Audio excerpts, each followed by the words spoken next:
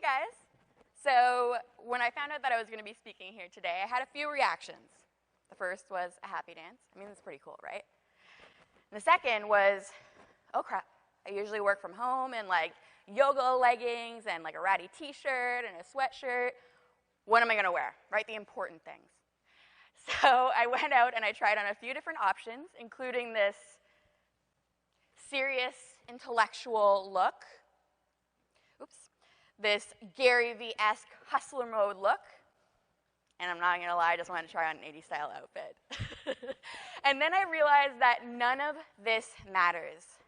We get in this habit in the business world of like trying to impress one another instead of just trying to connect.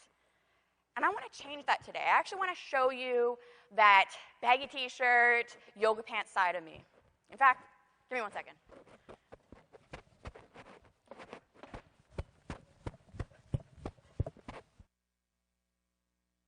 Much better, guys.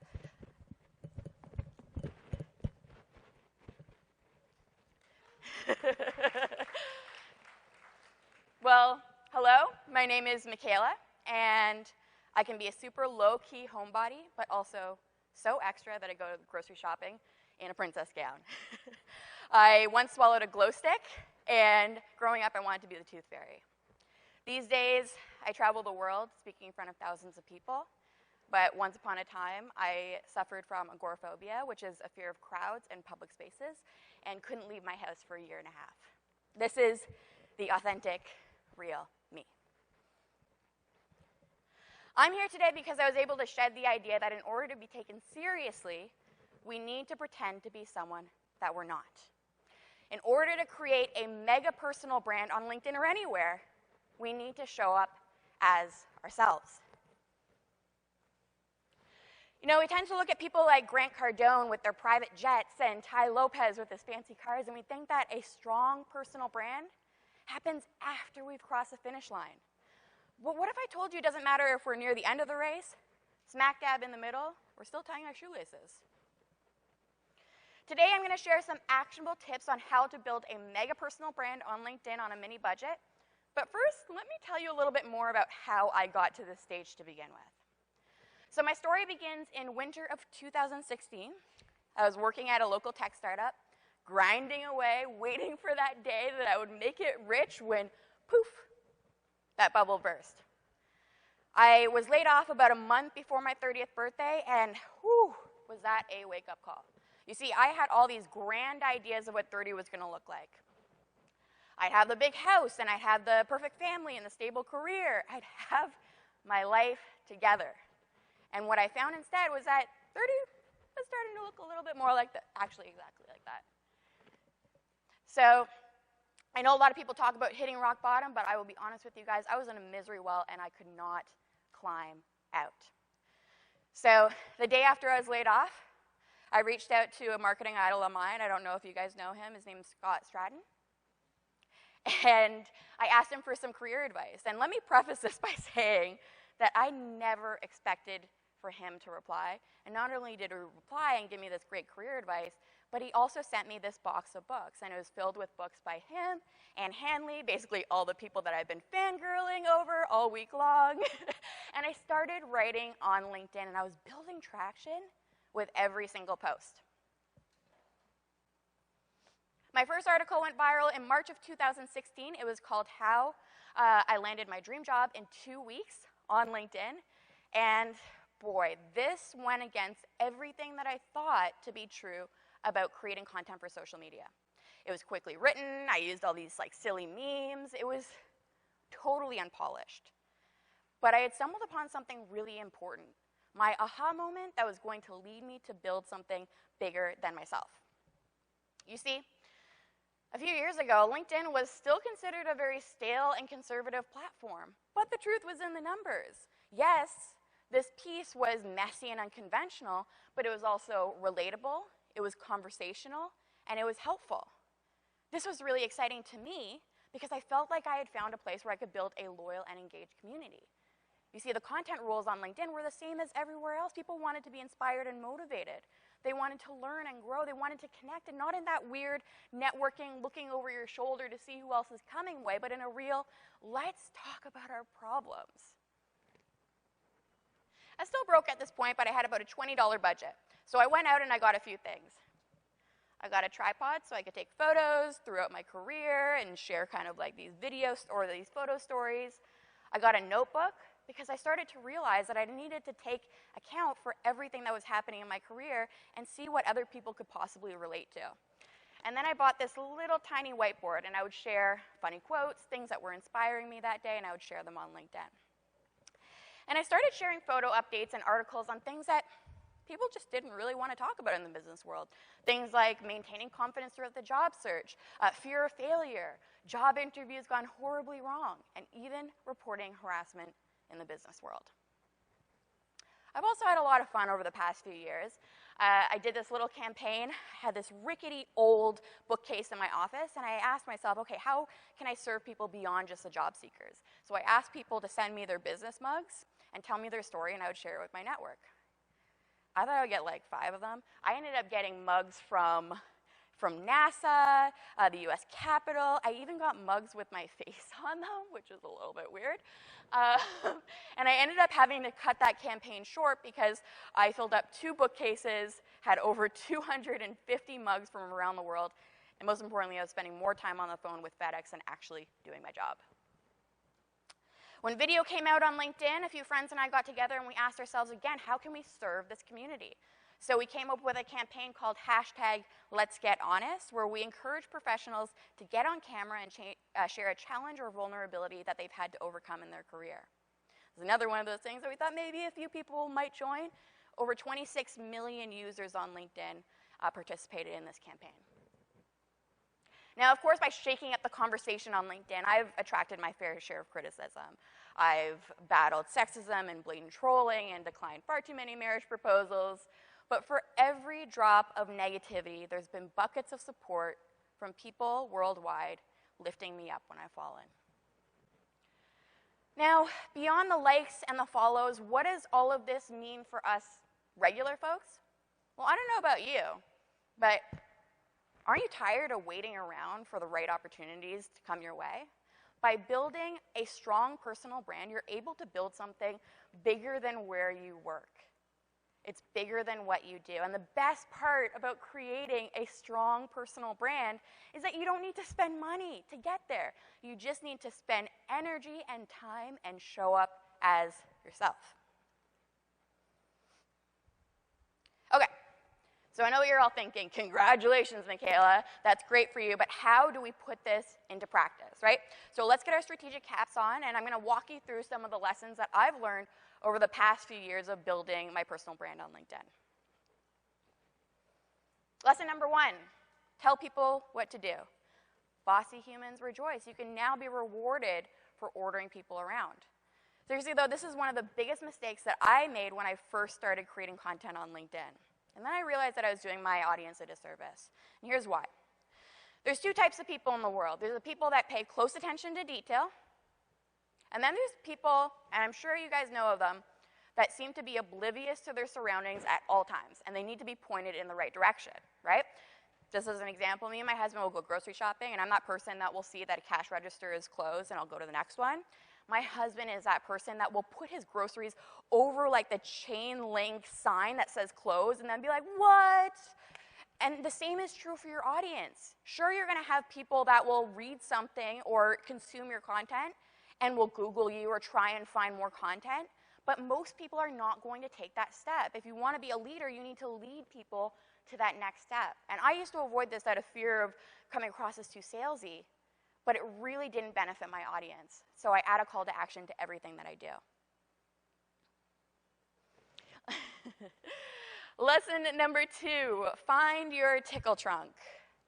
This presentation, no problems in Canada. Everyone's like, yeah, tickle trunk, Mr. Dress Up. In the States, you guys always think that I'm talking about BDSM. I am not. However, if that's part of your personal brand, you do you. Your tickle trunk is part of a Canadian kids TV show called Mr. Dress Up. It's a big box filled with all these like fun props inside, and I think that everybody should have a tickle trunk, even if it's not a physical box. It's just things that your audience can associate to identify you with. Just as an example, this would be my tickle trunk. So I have things like my love and coffee signature. This is something that I've used since the beginning of time. It makes my audience feel like I'm writing them love letters, and I have so many people that will actually sign off their emails with love and coffee, and I love that. Nonfiction books. I love recommending business books or psychology books that I come across, and so people know me for book recommendations. Sloths, there's nothing strategic about that. I just have an irrational obsession with sloths. Photobombing dogs were not originally part of my personal brand strategy, but anybody that works from home knows that either kids or pets become part of your personal brand. And then last but not least, the coffee mug. You'd be hard-pressed if you look on the internet to find any photos of me without a coffee mug. And a little secret, that is purely strategic. So one of the first profile photos that I had on LinkedIn was me with a coffee mug. It was a funny coffee mug. And then by the second photo that I had posted, people were asking where the coffee mug was. It was almost like people were getting upset with me because I wasn't constantly drinking coffee. And this is something that I decided to roll with for two reasons. Number one, I genuinely love coffee, so it works for me to be part of my personal brand. But more than that, I really, really love the idea of professionals associating their morning mug with my mug. So you want to think, how can I incorporate something like the coffee mug into my personal brand? And I want to be very clear here. It doesn't need to be something outrageous. You don't need to go out after this talk and buy like a rubber chicken and a top hat. It's just something that makes you approachable and reminds people that you're human, you're not just your position. Lesson number 3, don't make it all about you. If there's just one piece of advice that I can give you during this talk, it's that it's never about you. It sounds crazy, but it's true. It's not about your story. You can have a great story, but it's not about the story. It's about whether or not your reader or your viewer can see themselves in your story. When I first started writing on LinkedIn, I only got like a few dozen likes and comments on my posts. And I was still sharing my scars and my successes, but the problem is that when I failed, I wasn't sharing any of the lessons that I had learned throughout that failure and how other people can avoid that failure. And when I succeeded, I wasn't sharing how I had gotten to that place and how other people can do the same. Once I implemented this formula, what happened plus why it matters, that's when my engagement started to skyrocket. It's the what and the why. And beyond the engagement, you're going to know just by the comments if you're hitting this on the nail when you start seeing comments like, I feel like you wrote this just for me, or wow, I remember this time that ... And you guys thought the weirdness ended with the tickle trunk. Lesson number 4, cover everything that you create in strawberry jelly. So, little story. When I was little, I hated taking pills. So my mom started getting frustrated, and so she would hide the pills in like a spoonful of jelly, and then she would spoon feed it to me. And it worked. I have an irrational fear of gelatin now, but for the time, it worked. The same thing is true for your audience. One thing I learned really early on is that you can't talk at people on LinkedIn. You need to talk to them. So you need to find ways to make your message more digestible. And how do you do that? You can do what I'm doing in this talk, using ancient storytelling techniques that we have been attracted to since the beginning of time. Things like telling a personal story, bringing the drama, throwing it back with some good old-fashioned nostalgia, creating suspense or surprising your audience, using natural language, or making it funny. Some of you might only remember the fact that I swallowed a glow stick or that I referenced BDSM in my talk, and that's okay, because overall it still helps my message to stick. Lesson number 5, don't flop on the follow-up. This is important, especially now, for multiple strategic reasons. So first, let's take a look at how the current LinkedIn algorithm works. So you have basically 3 main signals. Anytime you create anything on LinkedIn, it goes through 3 main signals. First, you have identity, so who you are, where you work, your skills in your network, your content, what your update is about, how old it is, what type of engagement it's getting, the views, the likes, the shares, and comments. And then lastly, behavior, things that you've liked or shared in the past, people that you interact with frequently, and where you spend the most time in your newsfeed. The first two are fairly straightforward, especially if you're on other platforms. It makes sense, right? The last one is unique to LinkedIn. So what that means is that LinkedIn isn't just looking at your content, it's looking at your behavior as a content creator. And this is really important. It means that they are looking at how you are contributing to the LinkedIn ecosystem. There's been a bunch of whole new changes to the algorithm, so let's talk about those. So first, they're elevating content that users are most likely to join in conversation. They're elevating posts from someone closer to a user's interest or network if it needs more engagement. They're elevating conversations with things that encourage a response or mention others. And they are elevating niche topics of conversation will perform better than broad ones. What does this mean? That content that is niche, that is created by users that are just getting started with creating content, and again, focus on that community element, are going to be given priority. And lastly, before we move on to the next one, going viral for viral's sake means nothing if it doesn't lead back to your business goals. I've had multiple viral pieces. One of my most recent one had 2.5 million views on it. 0 leads from it. So do not focus on that if it doesn't lead back to your business goals. Lesson number 6, find your tribe. LinkedIn isn't about just trying to rack up as many followers as possible. The ultimate goal in all of this is to find your people, the ones who help you grow and make you feel freaking unstoppable. They might be hanging out in the same LinkedIn groups as you.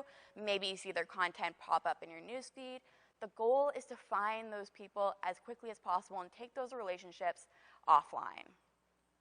They say that you are the company that you keep, and LinkedIn is offering all of us an unprecedented opportunity to network with the people that can help us grow.